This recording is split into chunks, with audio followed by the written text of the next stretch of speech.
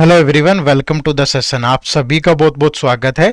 UPSC CSAT 2025 के लिए हमारी खास सीरीज है। इस सीरीज के अंदर हम लोग वीक में 6 दिन आपके लिए लेक्चर लेके आते हैं, जिसमें मंडे और ट्यूसडे को मैथ के लेक्चर होते हैं, वेडनेसडे थर्सडे रीजनिंग और फ्राइडे सैटरडे को इंग्लिश के लेक्चर। तो आज मैथ के अंदर हम जो टॉपिक डिस्कस करेंगे उस टॉपिक का नाम होगा रेशियो, और रेशियो में एक खास टाइप के क्वेश्चन होंगे that is related to data sufficiency. अब डाटा सफिशिएंसी के क्वेश्चंस की एक खास बात होती है कि यहां वो आपकी एक तो नॉलेज चेक करना चाहता है, दूसरा आपकी टाइम मैनेजमेंट कि आप दिए गए टाइम के अंदर उस क्वेश्चन को सोल्व कर पाते हो कि नहीं। ठीक है, तो इन दो चीजों की रिक्वायरमेंट होती है डाटा सफिशिएंसी के अंदर। आपका बेस अच्छा नहीं है तो आप सोल्व नहीं कर पाओगे, अच्छा तो आप सोल्व कर लोगे। तो आज हम अलग अलग टाइप के क्वेश्चन प्रैक्टिस करेंगे, जिसमें कुछ पीवाईक्यू भी होंगे, सो दैट आपको आइडिया लग जाए कि अच्छा ऐसे रिलेशन बना के सवाल पूछता है, तो ये ध्यान रखिएगा। ठीक है, चलो वीडियो को शुरू करते हैं।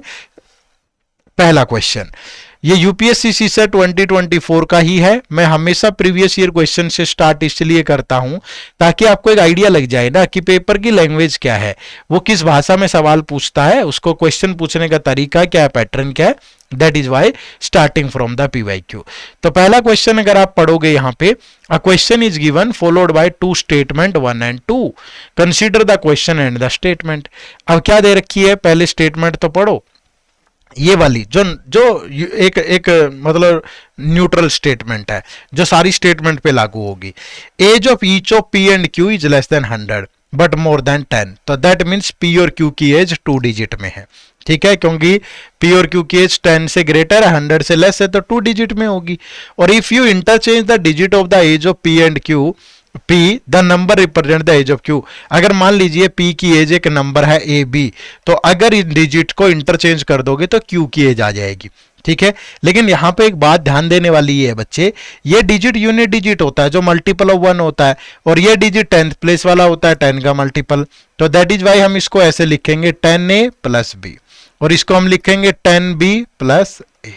ठीक है भाई, ये होगा। अब क्वेश्चन क्या है, what is the difference in their edges, तो उनकी एज में डिफरेंस बताइए क्या होगा। अब पहली स्टेटमेंट चेक करो क्या कह रहा है कि the age of P is greater than age of Q. जो पी की एज है वो क्यू से ग्रेटर है, बट इस बात से तो कहीं साबित नहीं होता कि दोनों की एज में क्या डिफरेंस होगा, तो ये स्टेटमेंट हमारे लिए सफिशिएंट नहीं है। तो उसके बाद सेकंड स्टेटमेंट चेक करो, the sum of their age is 11/16 times of their difference. अब भाई दोनों की एज का सम कर दूं, ये 10A और ये A, तो 11A प्लस ये B और ये 10B, तो 11B। अब ये जो सम है ये इनकी एज का डिफरेंस। अब 10A में से A गया तो 9A, और माइनस B में से 10B गया तो माइनस का 9B। अब ये जो है इसके 11/6 के बराबर है, तो ये 6 इधर आके मल्टीप्लाई होगा, तो 66A plus 66B that is equal to 99A minus 99B। तो A उधर जाके माइनस हुआ 33A, B इधर जाके ऐड हुआ तो 165B, तो A बाई B जो है दैट इज इक्वल टू 165/33, तो यानी कि 5/1। तो हमें पता चल गया जो P की एज है वो 51 है और Q की 15 है, और ये इन सारी कंडीशन को सेटिस्फाई कर रहा है। तो इस स्टेटमेंट से हम आंसर कर सकते हैं। दैट इज वाई यहां पे जो आंसर होगा वो ऑप्शन नंबर ए होगा। The question can be answered by using one of the statement alone but can not be answered using the other statement alone, तो यानी कि option A is the right answer. ठीक है भाई, सभी को समझ पाए। आप लोगों की डिमांड पे मैंने क्वेश्चन भी इंक्रीज कर दिए, नंबर ऑफ क्वेश्चन। ठीक है, मैं प्रैक्टिस के लिए अलग अलग, और कोई कॉपी पेस्ट नहीं है, पुराने वाले ही क्वेश्चन बार बार पेल रहे हैं, नहीं, हर बार नए क्वेश्चन नए तरीके से आपके लिए लेके आ रहे हैं। ठीक है, चलो नेक्स्ट, उसके बाद क्वेश्चन नंबर 2 देखिए क्या है। A B and C are 3 numbers whose sum is 54, तो what is the value of C. ठीक है, ए बी और सी 3 नंबर हैं, 3 नंबर हैं जिनका जो सम है वो 54 है, तो what is the value of C. C की वैल्यू बताइए क्या होगी। अगर हमें एबीसी का रेशियो मिल गया तो सी की वैल्यू मिल जाएगी ना भाई। तो देखो यहां पे क्या statement 1, the ratio of A and B is 2:3। अगर ए और बी का रेशियो 2:3 है तो दोस्त हमें सी तो नहीं मिला ना। जब तक सी का रेशियो नहीं मिलेगा तो कैसे जवाब दे देंगे, तो ये स्टेटमेंट काफी नहीं है। फिर कह रहा था ratio B and C is 3:4। अब इस स्टेटमेंट को देखूं अगर सिर्फ इस स्टेटमेंट को, तो यहां ए का पार्ट नहीं है तो इससे भी नहीं होगा। लेकिन अगर दोनों स्टेटमेंट को कंबाइन कर देंगे तो देखते हैं कि बी दोनों में कॉमन है 3:3, तो ए बी और सी का रेशियो आ जाएगा 2, 3 और 4। अगर ये तीनों का रेशियो आ गया तो फिर ये निकालना आसान है भाई। तो आपको निकालना नहीं है, ठीक है, आपको ये पता चल गया कि हाँ हो जाएगा, तो बोल दो ना कि both statement are together sufficient. अगर दोनों स्टेटमेंट को मिलाओगे तो ही आंसर कर पाओगे, है ना। तो ये आपका सही जवाब होगा बिल्कुल, ठीक है भाई। चलो वीडियो पोज कर लिया करो, ठीक है, वीडियो पोज कर लिया करो और पहले खुद बनाया करो सवाल। क्या कह रहा है, 4 सिबलिंग्स हैं, अमन है, बोब है, कैरोल है, डेव है, have a total of 200 candies among themselves. ठीक है भाई, Aman and Bob together have as much candy as Carol and Dave together. Aman और बोब को मैंने ए और बी ले लिया, तो ए और बी के पास उतनी कैंडी है जितनी सी और डी के पास है। अब अगर 200 है तो इनके पास भी 100 होगी, इनके पास भी 100 होगी भाई, है ना। But Aman has more candy than Bob, Aman के पास बोब से ज्यादा कैंडी है। And Carol has only half the candy that Dave have, Carol के पास डेव का हाफ है भैया, है ना। तो Aman has 15 more candies than Dave, Aman के पास डेव से 15 कैंडीज मोर है। तो who has the minimum amount of candy, तो मिनिमम अमाउंट पूछ रहा है किसके पास है भैया। आप यहां से एक हिसाब लगाओ सिंपल सा, कि अगर मैं यहां डी को इधर भेज दूं तो सी बाई डी कितना हुआ भैया, 1/2। तो अगर मैं 100 को 1:2 में बांटूंगा तो इसको 33 पॉइंट समथिंग मिलेगी और इसको 66 पॉइंट समथिंग मिलेगी। बोलो हाँ कि ना। अब अगर मैं बात करूं अमन के पास, तो अमन के पास डेव से 15 ज्यादा, तो अमन के पास 66 पॉइंट समथिंग प्लस 15 तो लगभग 81 तो होंगी ना। तो अगर अमन के पास 81 है तो बोब के पास 100 में से 81 गया, सिर्फ 19 बचेगी। और कैंडी के पास, कैरोल के पास कितनी है, 33 है। तो मतलब सबका पता चल गया, कैरोल का, डेव का, अमन का, बोब का, तो सबसे कम तो बोब के पास है। यही तो पूछ रहा है वो भी कि बोब के पास सबसे कम है, तो option number 2 is the right answer. अब आप बोलोगे सर यहां कहां डाटा सेट, अरे भैया ये स्टेटमेंट को सेट करना है ना अंदर, यही डाटा सफिशिएंसी है। यहां भी तो आपको इन स्टेटमेंट की रिक्वायरमेंट है, तभी तो आप सोल्व कर पाते हैं ना इसको। तो डाटा सफिशिएंट का मतलब ये नहीं है कि वो लिख के ही देगा, कई बार इंटरनली भी क्वेश्चन के अंदर चीजों में रिलेशन बना देता है, वो भी उसी कैटेगरी में आते हैं, कोई ज्यादा फर्क नहीं है। ये यूपीएससी का लहजा है, वो पूछता है ऐसे सवाल। अभी मैं पीवाईक्यू लेंगे तो आप समझ भी जाएंगे कि हाँ भाई वही है। अब देखो नेक्स्ट क्वेश्चन क्या है, is the ratio of the number of apples to the number of oranges in a basket greater than 5:6। क्या नंबर ऑफ एप्पल और ऑरेंज का रेशियो 5:6 से ग्रेटर है।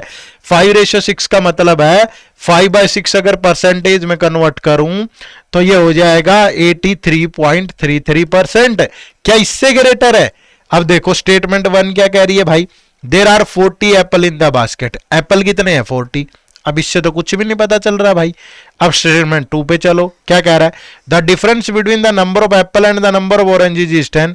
अब एप्पल और ऑरेंज का डिफरेंस 10 है, तो डिफरेंस तो ऐसे भी हो सकता है भैया, ऑरेंज भी ज्यादा हो सकते हैं, एप्पल भी ज्यादा हो सकते हैं, उसमें क्या फर्क पड़ता है। लेकिन अकेले से नहीं होगा, ना इससे ना इससे। अगर मैं दोनों स्टेटमेंट को कंबाइंड कर दूं, अब अगर मैं एक केस लूं कि एप्पल 40 है तो ऑरेंज कितने होंगे, ऑरेंज तो 50 होंगे भैया। अगर 10 ज्यादा है तो, या एप्पल 40 है तो ऑरेंज 10 लेस होके 30 भी हो सकते हैं। तो अगर यहां से रेशियो बनाऊं तो 4:3, तो ये तो 133 पॉइंट समथिंग होगा। और यहां से बनाऊं तो 4/5 जो कि 80 समथिंग होगा। अब ये ग्रेटर है, ये तो ग्रेटर है, ये लेस है, ये तो कोई बात नहीं बनी ना। तो या तो ग्रेटर होगा या लेस, ठीक है भाई। ऐसा थोड़ा होगा कि दोनों, ये एक बार लेस भी आ रहा है एक बार ग्रेटर भी आ रहा है। तो both statement together are not sufficient, ठीक है। दोनों से पता नहीं चल रहा कि ग्रेटर है कि नहीं है, ठीक है भाई। चलो नेक्स्ट देखो क्वेश्चन नंबर 5, यही लहजा है, ऐसे सवाल आ रहे हैं पेपर में। अभी आप पीवाईक्यू देखेंगे तो आपको पता भी चल जाएगा। आप वीडियो पॉज करके खुद से बनाया करो सवाल।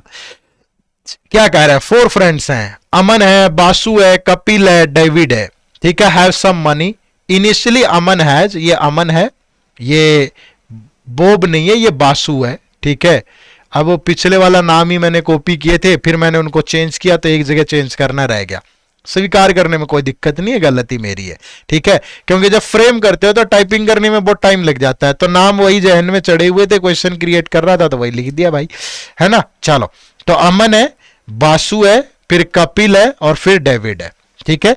टाइप देखते हैं कि इस टाइप का सवाल आ रहा है पेपर में, इस टाइप की चीजें आ रही है, तो मैं पीवाईक्यू पहले देखता हूं, फिर उसके बाद क्वेश्चन फ्रेम करता हूं, ठीक है, कि ऐसे ऐसे क्वेश्चन पूछने चाहिए हमें।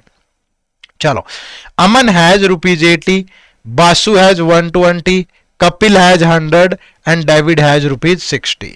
They decide to make some payment as follows. Aman pays ₹30 to Basu, तो अमन के पास 30 कम होके 50 रह गए, और अगर इसने 30 बासु को दे दिए तो बासु के पास 150 हो गए भाई। बासु पेज ₹20 टू कपल, तो बासु के पास 20 कम हो गए 130 रह गए, और इसने कपिल को 20 दे दिए तो ये हो गए 120।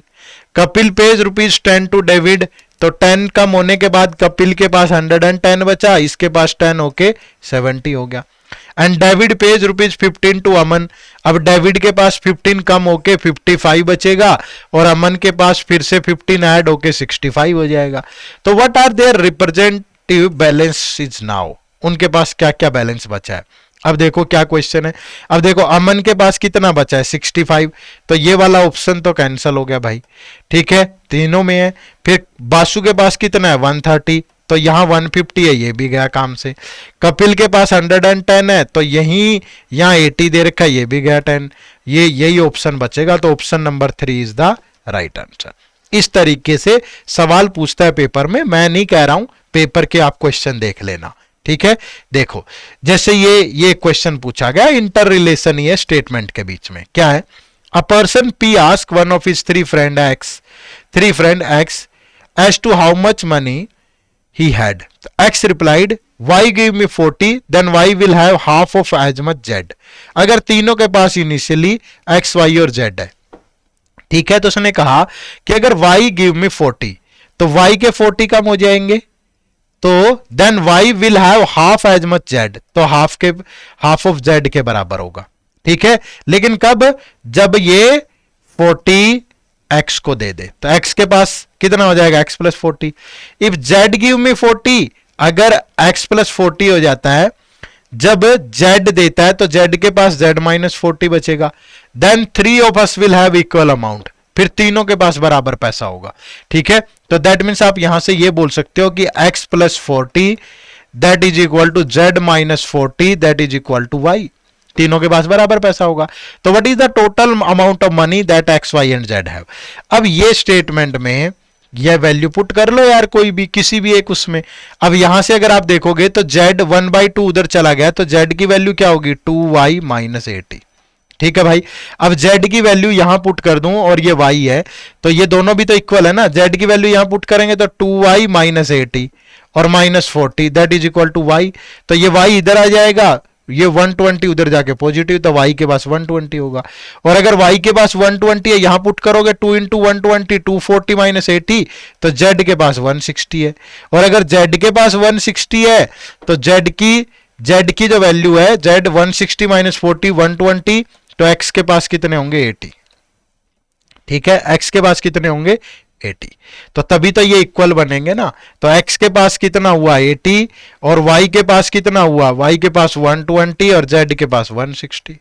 अब दे लो, अगर y के 40 कम हो जाए, तो y के 40 कम होके कितना बच गया 80, और ये z के हाफ के इक्वल है। अब हमसे तो तीनों का सम पूछा है, तो 360 होगा, तो right answer is option number B, है ना।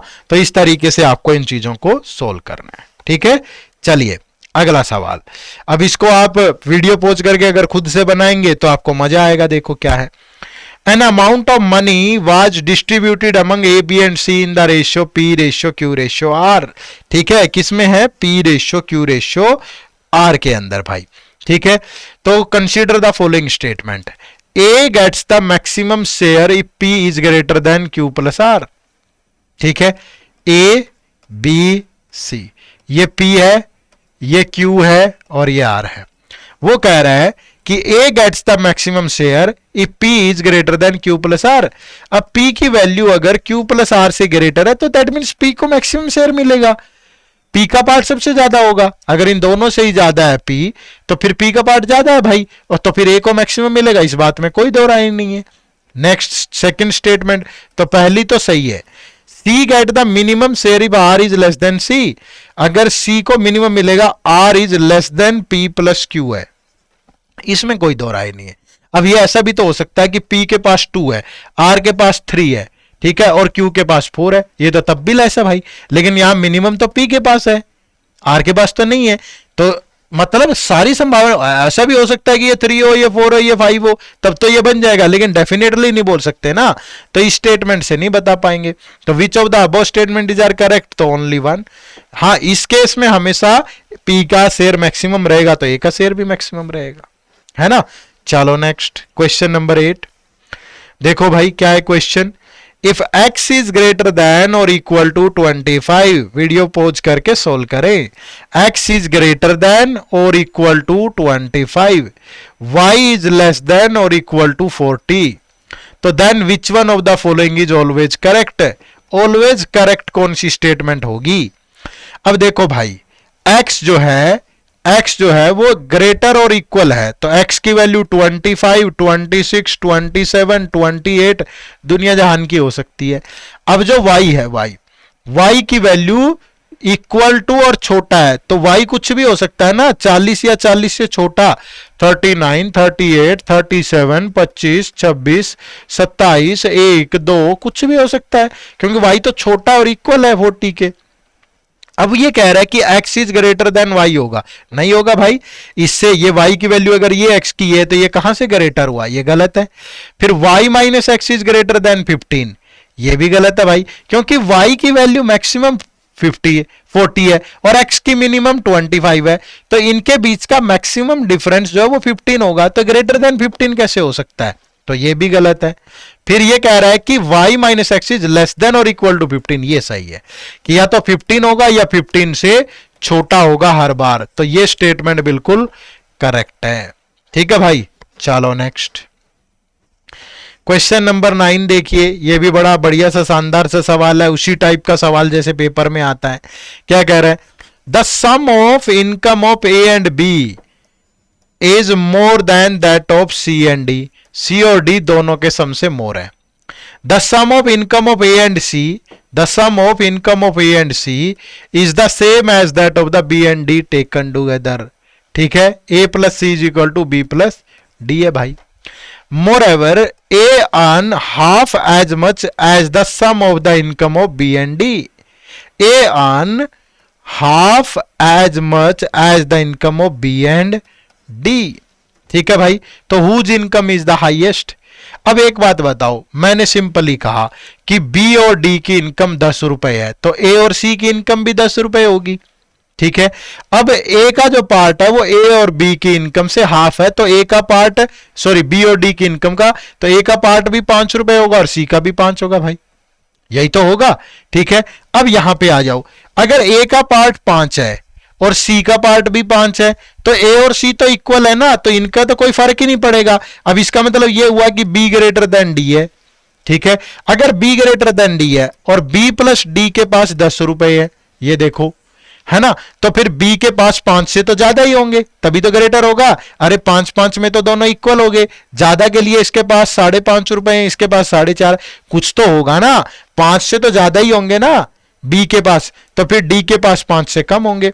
तो अगर डी के पास 5 से कम होंगे, बी के पास 5 से ज्यादा है, ए और सी के पास 5-5 है, तो डी के पास ही तो सबसे कम होंगे। तो राइट आंसर क्या होगा, ऑप्शन नंबर डी। तो वो पूछ रहा है कि whose income is the highest, sorry highest अगर पूछा है तो बी की है, अगर लोएस्ट निकालनी थी तो डी की है। यहां पे क्या पूछा, हाईएस्ट, तो सबसे ज्यादा तो 5 पॉइंट समथिंग बी के पास होगा। ठीक है, चलो नेक्स्ट। अब मुझे लगता है कि एक सवाल आपको सोल्व करना चाहिए। ठीक है, ये क्वेश्चन मैं आपके लिए होमवर्क दे रहा हूं और यार आंसर किया करो। ठीक है, आप लोग तो गिरा के बैठे हुए हैं बिल्कुल गर्दन ऐसे कि पता नहीं देखी जाएगी जो होगा। इतना आसान भी नहीं है सी सेट, जितना हल्के में लेने की गलती कर रहे हो।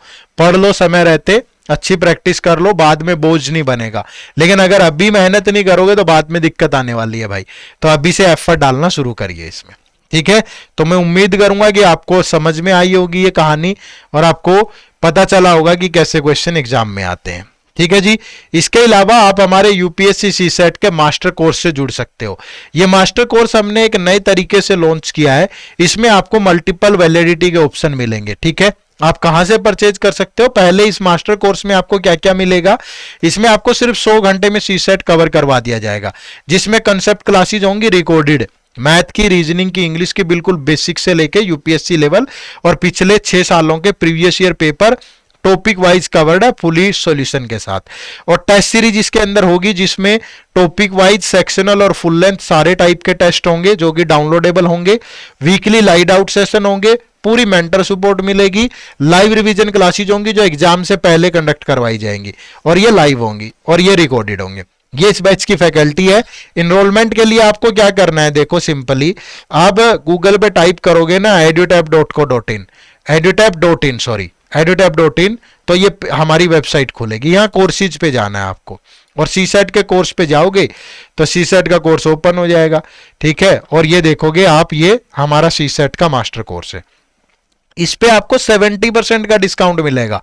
ठीक है, और ये मल्टीपल ऑप्शन है। अब अलग अलग वैलिडिटी के लिए अलग अलग प्राइस है। अगर आप 12 मंथ के लिए लेते हो तो ये आपको सिर्फ 3600 में मिलेगा, उसके बाद बढ़ते रहेंगे प्राइसेस, तो आप देखते रहिएगा अपनी वैलिडिटी के अकॉर्डिंग। यहां से आप डेमो क्लास वगैरह भी लगा सकते हो। ठीक है, ये देखोगे नीचे डेमो क्लास के लिंक भी हैं, आप डेमो क्लास भी लगाइए। इसी वीडियो के डिस्क्रिप्शन में भी कोर्स का लिंक मिल जाएगा, आप डेमो क्लास भी जरूर लगा के देखें, उसके बाद इनरोल करें। ठीक है, और इसके अलावा आप हमारी कोई भी आपको रिलेशन, किसी भी एग्जाम से रिलेटेड इंफॉर्मेशन चाहिए तो भी आप यहाँ पे जानकारी ले सकते हो। जैसे सीसेट को ओपन करूं तो सीसेट का क्या पैटर्न है, क्या सिलेबस है, पीवाईक्यू का लिंक, ये वो सारी चीजें आपको यहाँ पे इजीली अवेलेबल हो जा रही हैं। कौन सी चीज किस साल कितने क्वेश्चन पूछे गए, ये देखो पिछले 6 सालों के प्रीवियस ईयर पेपर आपको यहाँ मिल जा रहे हैं आंसर की के साथ। ठीक है, क्या स्ट्रेटेजी होनी चाहिए आपकी, कौन सी बुक पढ़नी चाहिए, कौन सा कोर्स पढ़ना चाहिए, मतलब सारे सवालों के जवाब आपको यहाँ पे आके मिल जाएंगे। तो आप हमारी वेबसाइट भी विजिट जरूर कर लें। ठीक है, तो आज की वीडियो में इतना ही। क्वेश्चन नंबर 10 का आंसर कमेंट करके जरूर बताइएगा क्या होगा। आप सबका बहुत बहुत शुक्रिया। कमेंट किया करो, ज्यादा से ज्यादा लाइक किया करो, वीडियो को शेयर किया करो। Bye bye, take care, thank you very much. जय हिंद, जय भारत।